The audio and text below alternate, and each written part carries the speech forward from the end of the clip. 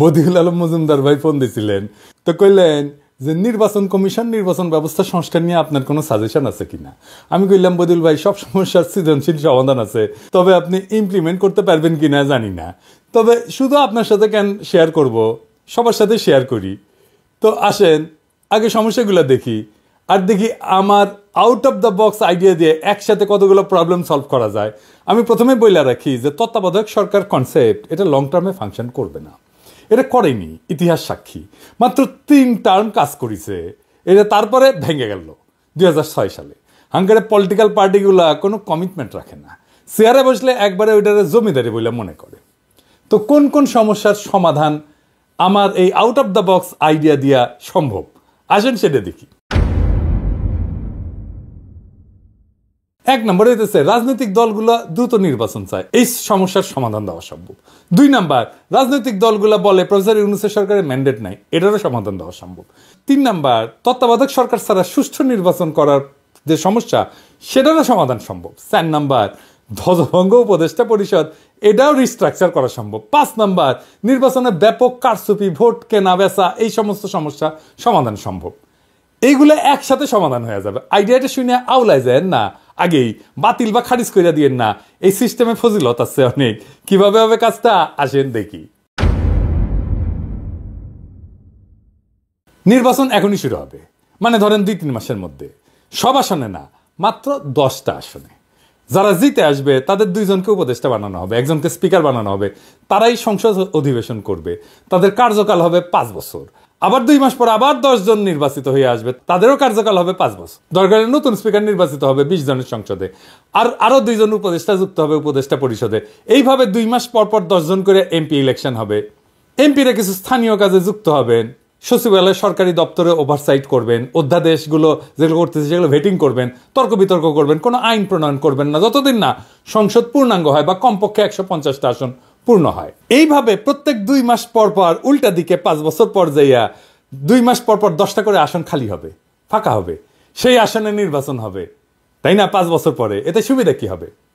অল্প কয়টা আসনে নির্বাচন করার জন্য আপনি আইন শৃঙ্খলা রক্ষাকারী বাহিনীকে আসনের কেন্দ্রগুলোতে ব্যাপকভাবে মোতায়েন করতে পারবেন।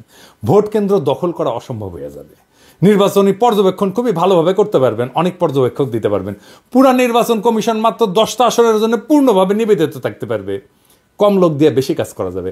মিডিয়া ওয়াচ থাকবে দারুণ ওই আসনগুলোতে, তাই টাকা পয়সা বিলানো বা নির্বাচনী আচরণবিধি লঙ্ঘন করা প্রায় অসম্ভব হয়ে যাবে। একটা হাইব্রিড শাসন চলবে কিছুদিন, যেখানে জনগণের নির্বাচিত প্রতিনিধিরাও থাকবে এবং ক্রমাগত তাদের সংখ্যা বাড়তে থাকবে। তারা অধ্যাদেশ ভেটিং করে দিলে উপদেষ্টা পরিষদের একছত্র কর্তৃত্ব খর্ব হবে এবং একটা আলাপ আলোচনা তর্ক বিতর্ক হবে, ব্যালেন্স অফ পাওয়ার আসবে।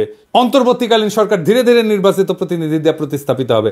হঠাৎ করে পরবর্তী সরকারকে দায়িত্ব নিতে হবে না, তাদের একটা প্রস্তুতি থাকবে।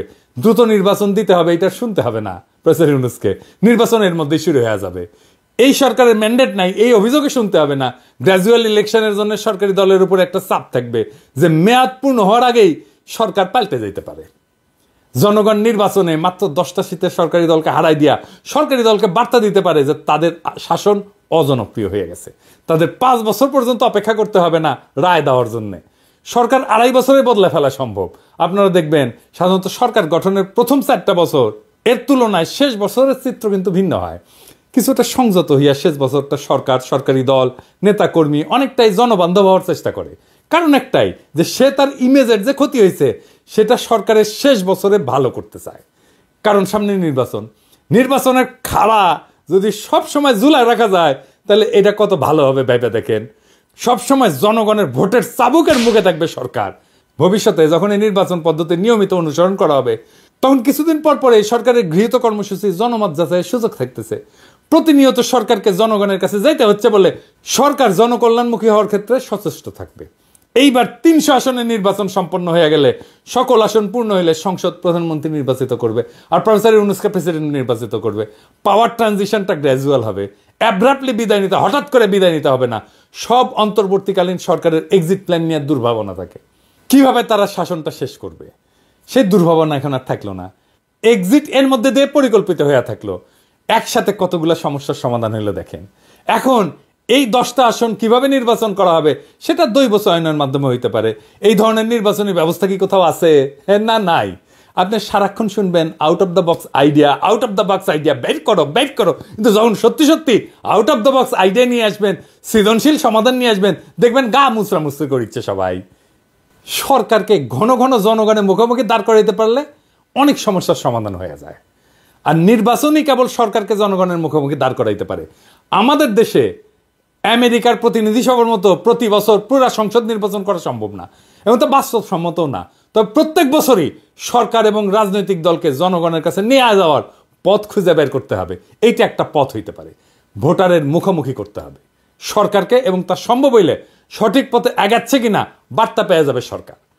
5 বছর পর পর একটা জাতীয় সংসদ নির্বাচন তত্ত্বাবধায়ক পদ্ধতির মধ্যে দিয়ে হোক বা অন্য পদ্ধতির মধ্যে দিয়ে হোক, এই যে কোনো সুফল বয়ে আনতেছে না সেটা তো প্রমাণিত।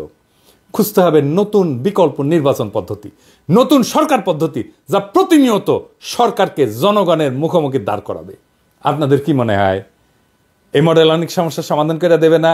আর আমার ক্ষুদ্র ভ্রাতার ভগিনীর কবে দাদার মাথায় কত প্যাঁচ রে বাবা, অটিকি আমার মাথার যদি একটা পেরেক ঢুকে দেয় না কেউ, ওটা বের করলে সেটা স্কুপ হয়ে বেরোবি। সেই জন্যেই আমার প্ল্যানিং নেয় না কেউ, ভাবে কি না এর মধ্যে করে রাখিছে এই প্ল্যানিংয়ে, শেষে ম্যাঙ্গো আর স্যাক 2 জয় বাংলা হয়ে যায় কিনা।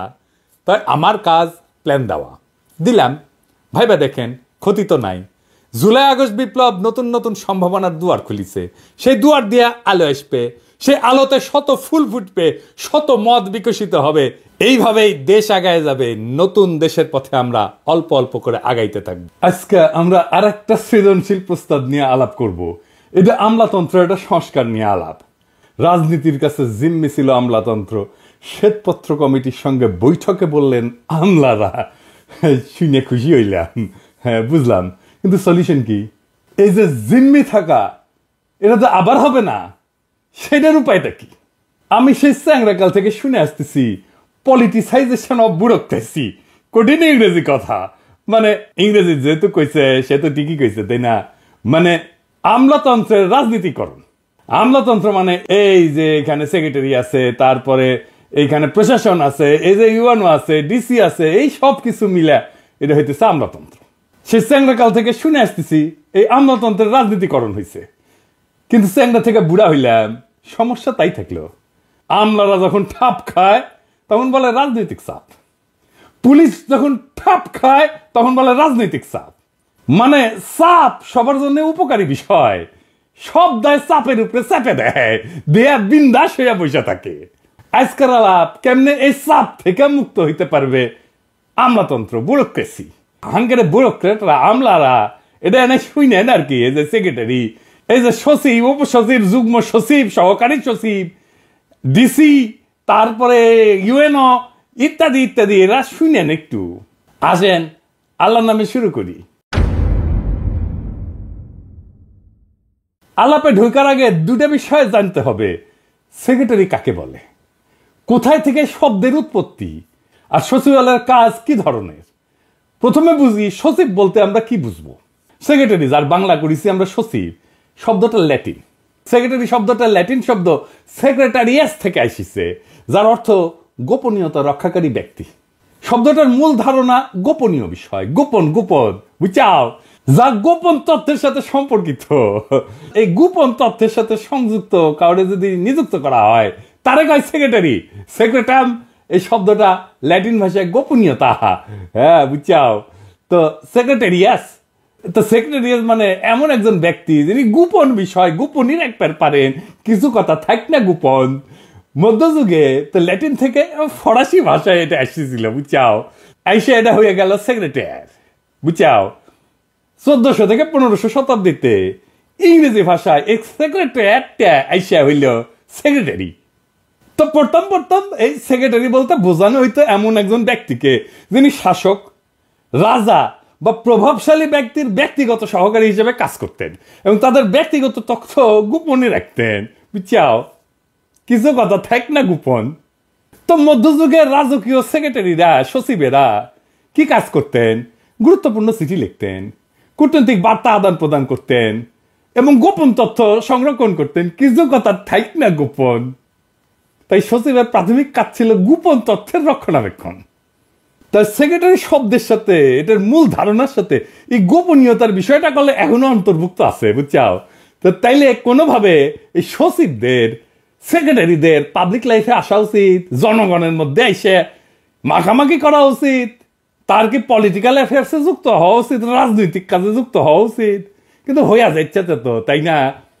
কেন করে হচ্ছে এটাই না দেখে নি, কারণ কাজের ধরনগুলো দেখলে বুঝবো যে সচিবেরা রাজনৈতিক কাজের সাথে যুক্ত হয়ে যায়। এই জন্যই পলিটিসাইজেশন অফ ব্যুরোক্রেসি হয়। আপনি যদি পলিটিক্যাল কর্ম থেকে, রাজনৈতিক কর্ম থেকে যদি দূরে রাখতে না পারেন সচিব গেরে, তাইলে আপনি রাজনীতিকরণ ঠেকাতে পারবেন না। তাইলে কি সচিব পলিটিক্যাল কাজের সাথে যুক্ত হবে না? অবশ্যই হবে, কারণ পলিটিক্যাল কাজ না করলে তো রাষ্ট্রই চলবে না, সরকারই চলবে না। তাইলে আপনি কিভাবে সচিবকে কাজে যুক্ত করবেন কিন্তু রাজনীতিকরণ থেকে ব্যুরোক্রেসিকে বাঁচাইবেন? এইখানেই আসল মূলসিয়ানা। কাজটা সহজ, কঠিন না। আমরা আজকে সেটাই আলাপ করবনি। তার আগে আমরা আলাপ করে নিই, বুঝে নেই সচিবালয়ে কি কি কাজ করা হয়। অনেকে কবেন কিছুই করে না, ওটা এটাও সত্য, তাও দেখি আর কি কাগজে কলমে লিখিত পড়িত কি কি কাজ আছে সেটাই না দেখে নিই। হ্যাঁ, তো সচিবালয়ে কি কি কাজ করা হয় সেটা নিয়ে আলাপ করলে আমরা দেখব যে তাদের কাজের মধ্যে স্পষ্ট বিভাজন আছে।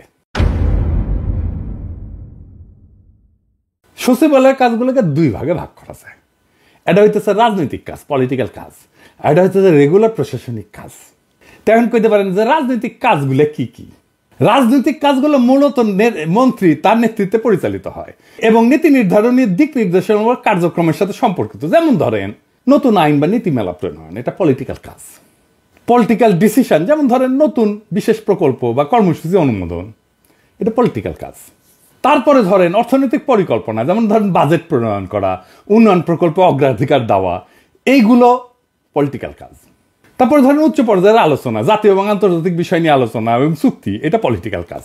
তারপরে ধরেন সংসদে মন্ত্রণালয়ের কাজকাম উপস্থাপন করা, প্রশ্নের জবাব দেওয়া, এটা পলিটিক্যাল কাজ।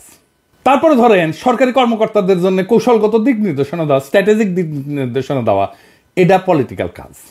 আর কি রেগুলার প্রশাসনিক কাজ, রেগুলার অ্যাডমিনিস্ট্রেটিভ ফাংশনস, এইগুলা সচিব এবং প্রশাসনিক কর্মকর্তা দিয়ে পরিচালিত হয়। এইটার মধ্যে মন্ত্রী গেলে খুব একটা যুক্ত হয় না। এগুলো প্রতিদিনের কাজ এবং নীতিমালা বাস্তবায়নের সাথে সম্পর্কিত। আগে পলিটিক্যাল ডিসিশন হয় রাজনৈতিক কার্যক্রমের মধ্যে দিয়ে, আর এটা বাস্তবায়নের কাজটা হয় রেগুলার কাজের দিয়ে। যেমন ধরেন নীতিমালা বাস্তবায়ন, মন্ত্রীর সিদ্ধান্ত অনুযায়ী নীতিমালার বাস্তবায়ন, একটা নীতি নিচ্ছে, সেটা বাস্তবায়ন কেমনে হবে। তারপরে ধরেন এই যে অফিসিয়াল ডকুমেন্ট এগুলো পর্যালোচনা এবং অনুমোদন। তারপরে ধরেন এই হিউম্যান রিসোর্স ব্যবস্থাপনা, মন্ত্রণালয়ের কর্মকর্তা কর্মচারীদের পদোন্নতি, বদলি, প্রশিক্ষণ, বেতন ইত্যাদি ইত্যাদি। তারপরে ধরেন আয় ব্যয়ের তদারকি, বাজেট অনুযায়ী অর্থ ব্যয় নিশ্চিত করা, এই সমস্ত। আর কি জবাবদিহিতা নিশ্চিত করা, বিভিন্ন প্রকল্প এবং কর্মসূচির অগ্রগতি পর্যালোচনা করা, প্রতিবেদন প্রস্তুত করা, সরকারের উচ্চ পর্যায়ের মন্ত্রণালয়ের কাজের অগ্রগতি নিয়ে প্রতিবেদন তৈরি করা। তো আমার প্রস্তাব হইতেছে যে কোন মন্ত্রণালয়ে দুইজন সেক্রেটারি থাকবে, একজন দেখবে রেগুলার কাজ, আরেকজন দেখবে পলিটিক্যাল কাজ। Political secretary, regular function secretary. Regular কাজের জন্য সেক্রেটারি আসবে ব্যুরোক্রেসি থেকে, মানে যারা এই যে বিসিএস টিসিএস দিয়ে আসবে। আর পলিটিক্যাল কাজের জন্য সেক্রেটারি আসবে পলিটিক্যাল সিলেকশন থেকে, রাজনৈতিক দল থেকে। এই পদে অবসরপ্রাপ্ত সচিবদেরকেও নেওয়া যেতে পারে। তাহলে প্রত্যেক পলিটিক্যাল পার্টির মধ্যে একটা মেরিটোক্রেসির চর্চা হবে, মানে মেধার চর্চা হবে, যেটা করবার চায় না আমি জানি। তো এই বিভাজনের সুবিধা আছে কিন্তু, যেমন কাজের পরিষ্কার দায়িত্ব নির্ধারণ, কে কোন কাজটা করবে সেটা সহজে বোঝা যাবে, দক্ষতা বাড়বে, প্রশাসনিক কর্মকর্তারা নিয়মিত কাজ তদারকি করতে পারবেন এবং রাজনৈতিক নেতৃত্ব নীতি নির্ধারণে মনোযোগ দিতে পারবেন। জবাবদিহিতা নিশ্চিত হবে, দায়িত্ব ভিত্তিক বিভাজনে কাজের মান এবং গতি উভয় বাড়বে। এইভাবে মন্ত্রণালয়ের কার্যক্রমকে রাজনৈতিক এবং প্রশাসনিক অংশে ভাগ কইরা কাজের বিভাজন আর সমন্বয় আরো কার্যকরভাবে করা সম্ভব হবে। এর ফলে পলিটিক্যাল পার্টির মধ্যে একটা সাকসেশন, মানে দায়িত্ব নেওয়ার একটা পরবর্তী নেতৃত্ব তৈরি হবে। শুধু মন্ত্রী না, একজন দায়িত্ববান সচিবও একটা রাজনৈতিক দলের মেয়াদকালে তৈরি হবে, যে রাজনৈতিক নেতৃত্ব হিসেবে গড়ে উঠতে পারবে ভবিষ্যতে। একজন রাজনৈতিক কর্মী যে সচিব হিসেবে কাজ করছে, ট্রেনিং পাইছে, তার চাইতে মন্ত্রণালয়ের পরবর্তী মন্ত্রী আর কে ভালো হবে, তাই না? প্রশাসনের সংস্কার আনার প্রথম কাজ হইতে পারে এইটা। যদি মনে হয় কেমন ফল হবে সেটা না দেখে তো লার্জ স্কেলে এটা চালু করা যাবে না। কাজটা এক্ষুনি অন্তর্বর্তীকালীন সরকার করতে পারে, কয়েকটা মন্ত্রণালয়ে। থিওরিটিক্যালি এটা শুধু কয়েকটা সমস্যার সমাধানই করে দিবে না, নতুন সম্ভাবনার দুয়ারও উন্মুক্ত করে দিবে। এখন কথা হইতেছে আমরা এটা করবো কিনা। এটা করার এখনই সময়, নতুন বাংলাদেশ গড়ার এখনই সময়। আসেন আমরা এক এক করে সংস্কারগুলো বাস্তবায়ন করে ফেলি এবং নতুন বাংলাদেশ গড়ে তুলি, যেই বাংলাদেশের জন্য আমাদের শহীদরা রক্ত দিছে। ইনকিলাব জিন্দাবাদ।